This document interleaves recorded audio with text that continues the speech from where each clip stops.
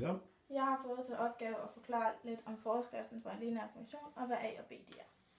For en lineær funktion gælder f af x er lige med a gange x plus b. A er vores hældningskoefficient, altså beskriver hvor meget vores graf den hælder med, og b er vores skæring på y-aksen. Vi kan aflæse a og b i et koordinatsystem. Her. En vilkårlig graf. Her på y-aksen har vi b, og vi kan se, hvor den skærer. A, som tidligere sagt, er vores hældningskoefficient, og ved at gå 1 ud og x op, finder vi a, altså det her stykke, som er vores hældningskoefficient. For a gælder der, at hvis a er mindre end 0, er grafen aftagende. Hvis a er større end 0, er grafen voksende. Og hvis a er lig med 0, er vores graf konstant.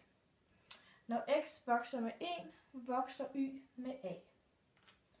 Udover at forklare forskriften for en lineær funktion og hvad a og b er, skal jeg også forklare formlerne for a og b givet ved 2 punkter.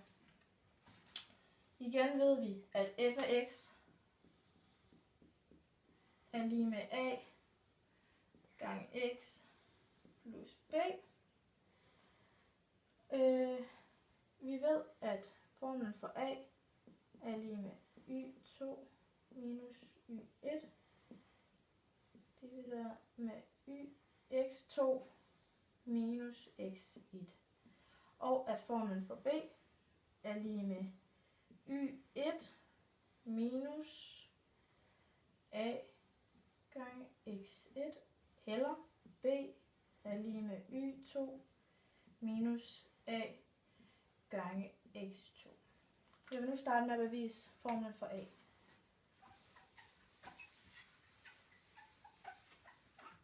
Da vi kender forskriften her, ved vi også, at y1 er lige med a gange x1 plus b, og y2 er lige med a gange x2 plus b. Det kan vi stille op i en ved at sige parentes a gange x2 plus b, parentes slut, minus parentes a gange x1 plus b, parentes slut her, er lige med y2 minus y1. Ved at ophæve parenteserne får jeg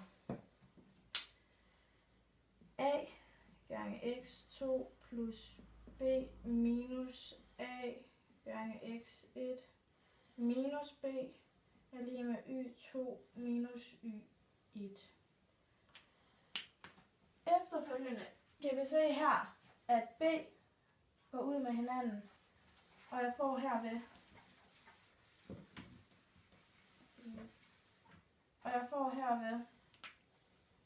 a gange x2 minus a gange x1 er lige med y2 minus y1.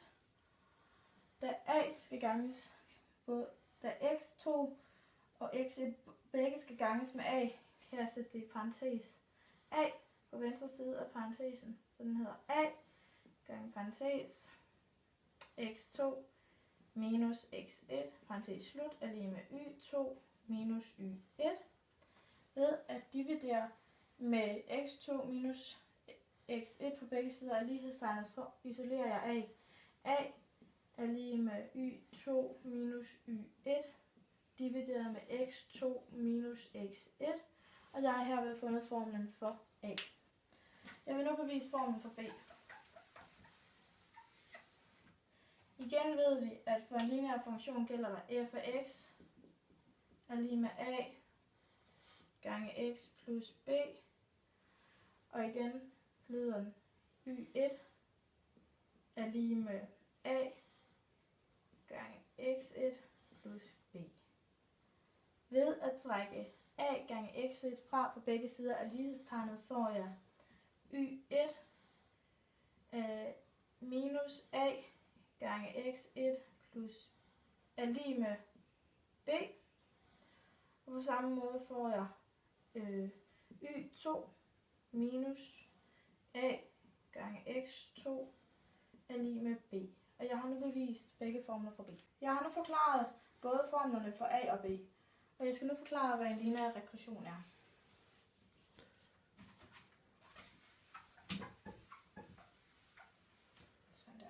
En lineær regression betyder at finde den bedste rette linje ved brug af mindste kvadratsum. En lineær regression bruges i koordinaten og optræder, når det er, at man skal finde den lineære graf, når der er mere end 2 punkter. Man finder linjen ved hjælp af kvadratsummen for punkterne i grafen. Vi har her et koordinatsystem med nogle givne punkter. Og det gælder nu om at finde den bedste rette linje. Så her. For hvert af punkterne, så er der en afstand til linjen. Her. Jo mindre dette tal herfra er, jo mindre dette tal afviger fra 0, jo mere lineær sammenhæng er. Jeg nævnte før, at jo mindre at den afviger fra 0, jo mere lineær sammenhæng er den. Hvis den derimod er 1, er det en perfekt lineær sammenhæng.